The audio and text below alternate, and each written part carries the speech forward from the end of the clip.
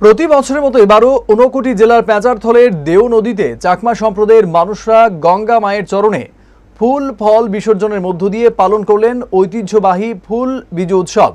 রবিবার সকাল ৬টায় বৌদ্ধ ধর্মাবলম্বী নারী পুরুষ ঐতিহ্যবাহী পোশাকে শোভাযাত্রা করে পেঁচারথল বুদ্ধ মন্দির থেকে পায়ে হেঁটে দেও নদীর তীরে পৌঁছান।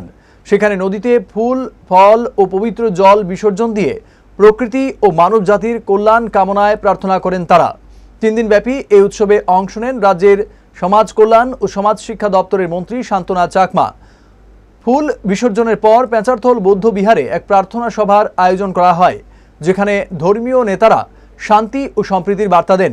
উৎসবটি চাকমা সম্প্রদায়ের নতুন বছরের সূচনা হিসেবে পালিত হয় এবং এটি পাহাড়ি জনগোষ্ঠীর মধ্যে এক গুরুত্বপূর্ণ সাংস্কৃতিক ও ধর্মীয় অনুষ্ঠান হিসেবে বিবেচিত। ভারতবর্ষের এবং ভারতবর্ষের বাইরেও সমগ্র বিশ্বে যারা বুদ্ধিস্ট রয়েছেন এবং নন বুদ্ধিস্ট রয়েছেন প্রত্যেককে আমাদের ৩ দিন ব্যাপী যে বিজু উৎসব, আজকে ফুল বিজু উপলক্ষে প্রথম দিন আমাদের।